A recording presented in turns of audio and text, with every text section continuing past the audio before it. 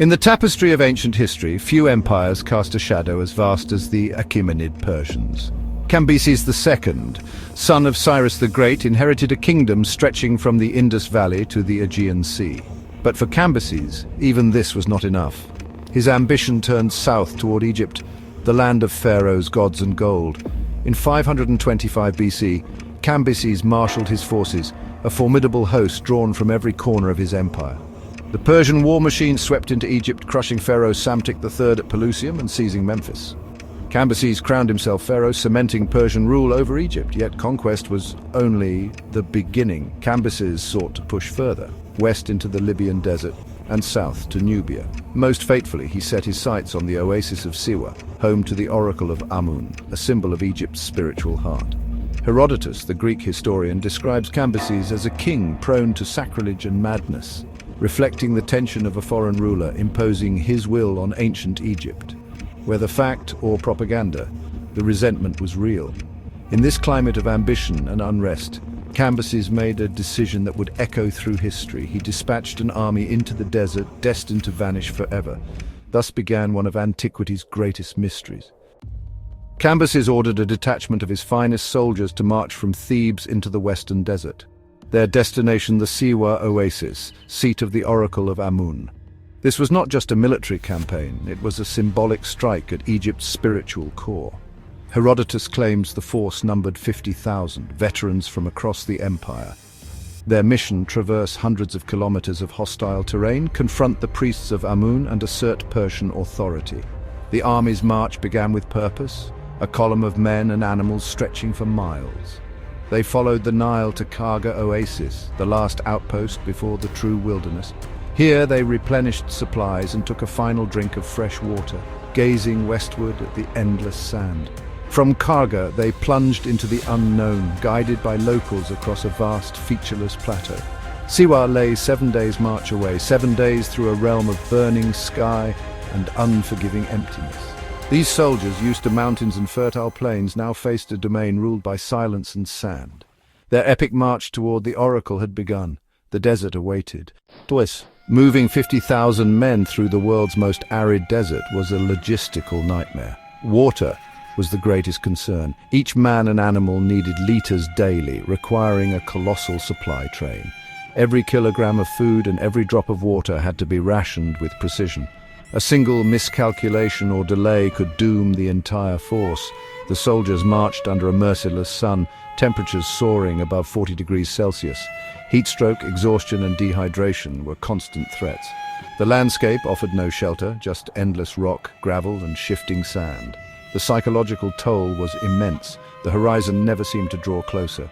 Mirages danced on the horizon, disorienting even the most experienced guides. A navigational error could lead the army astray, costing precious time and water. The desert is a patient predator, unforgiving of mistakes. For Cambyses' army, every step deeper was a step closer to oblivion. Survival and disaster were separated by the thinnest of margins. Herodotus tells us the army reached a final oasis after 7 days' march. There they rested and prepared for the last push to Siwa. Their goal was within reach, but as they departed, fate intervened. A wind rose from the south, a Simoom, the most feared of all desert storms. The sky darkened, the temperature spiked, and a wall of sand swept toward the army. The storm struck with apocalyptic force, turning day to darkness and choking the air with sand. Visibility vanished, men were separated, their cries lost in the roar. Tents and equipment were torn away, animals scattered, and the very ground shifted beneath their feet. The Simoom was not just a storm, it was a mass burial. Herodotus writes simply, the wind buried the soldiers and the whole army disappeared. 50,000 men erased from existence, no survivors, no trace. The desert had claimed them all, thus legend was born. So, Herodotus's sandstorm remains the classic explanation for the army's disappearance. A Simoom of such magnitude could indeed bury an entire force in hours, but modern theories suggest a more complex tragedy. Some believe the army became hopelessly lost after a storm, wandering until thirst and exhaustion claimed them. Others propose ambushed desert tribes or Egyptian resistance exploiting the Persians' weakened state. Perhaps the priests of Amun orchestrated a trap using local knowledge to doom the invaders. Another theory combines disaster. A sandstorm scatters the army. Then raiders or logistical collapse finish the job. The truth may be a cascade of calamities: nature, confusion, and human hostility. The desert was not the only killer. What happened remains a mystery, but the fate of Cambyses' army is a cautionary tale of ambition meeting the limits of the natural world. The sands keep their secrets. All that remains is legend and the search for answers. The legend of Cambyses' lost army has inspired centuries of speculation and modern science. Today, archaeologists use satellite imagery to scan the western desert, searching for clues invisible from the ground. Ancient caravan routes, forgotten oases, and strange formations are mapped from space, narrowing the search. On the ground, teams excavate promising sites, sifting for weapons, bones, or artifacts. Some claim to have found evidence: Bronze Age weapons, human remains, but skepticism remains. Ground-penetrating radar and geological studies continue, seeking the telltale signs of a mass burial. Every fragment is scrutinized for a link to the lost army. The search is a fusion of ancient mystery and cutting-edge science. The desert yields its secrets slowly. The quest continues, driven by the hope of solving one of history's greatest riddles. The lost army remains archaeology's ultimate prize. The story of Cambyses' lost army is a humbling lesson in humanity's struggle with nature. Even the mightiest empire can be undone by the environment it seeks to conquer. The Simoom was an equalizer, erasing an army as if it had never existed. This episode highlights the critical importance of logistics and environment in ancient warfare.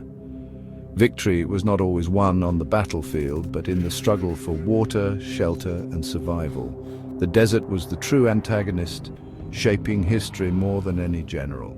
The disappearance of 50,000 men shows how easily history can be lost. Without Herodotus, we might never have known of their fate. Archaeology seeks to recover these lost voices, to fill the gaps left by catastrophe. The search for the army is a search for a missing chapter of our past. It is a ghost story on an epic scale, a reminder of the limits of power and the enduring mystery of the wild. Some secrets perhaps are meant to remain buried.